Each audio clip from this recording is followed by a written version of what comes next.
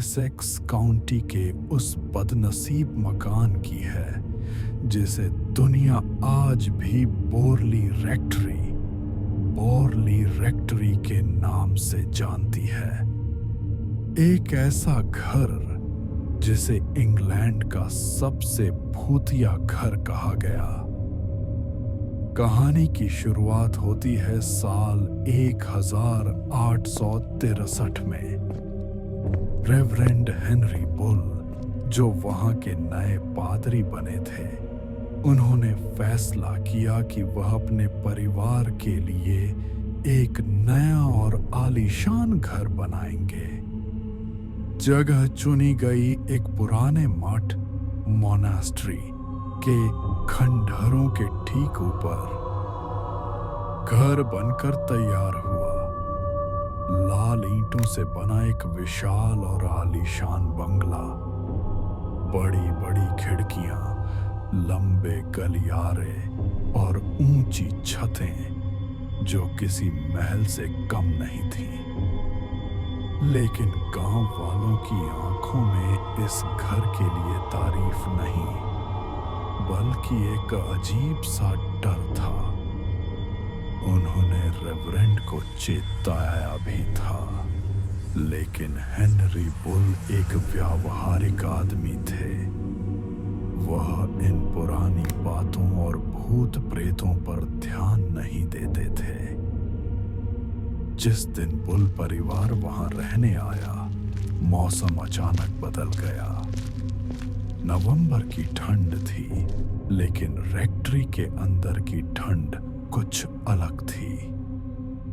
वह ठंड हड्डियों तक नहीं, रूह तक पहुंच रही थी। पहले कुछ महीने शांति से गुजरे, लेकिन जल्द ही घर ने अपना असली रंग दिखाना शुरू कर दिया। रात के 3 बजे अक्सर मिसेस बुल की आंख खुल जाती।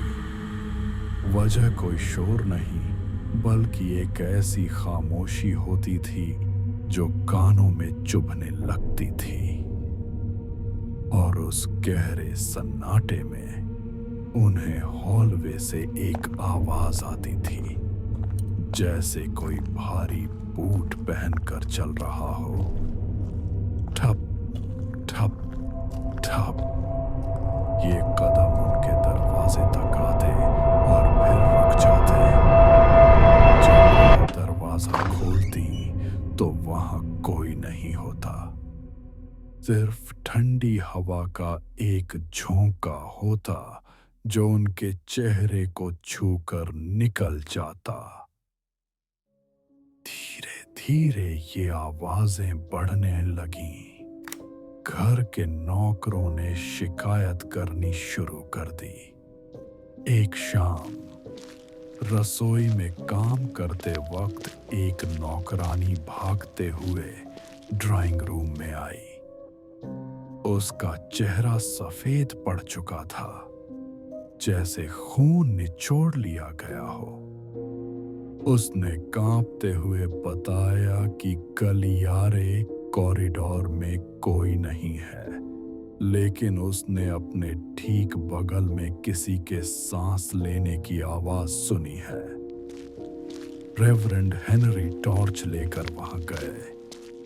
वहां धूल के कण हवा में तैर रहे थे, जैसे अभी अभी वहां से कोई गुजरा हो। तब उनकी नजर दीवार पर गई। दीवार पर क्रीम कलर के पेंट के ऊपर कुछ लिखा हुआ था। पेंट पुराना था, लेकिन शब्द बिल्कुल ताजा थे, जैसे किसी ने अभी अभी अदृश्य उंगलियों से लिखा हो। वहां लिखा था, हेल्प मी। हेनरी ने दीवार को छुआ। वह हिस्सा बर्फ जैसा ठंडा था।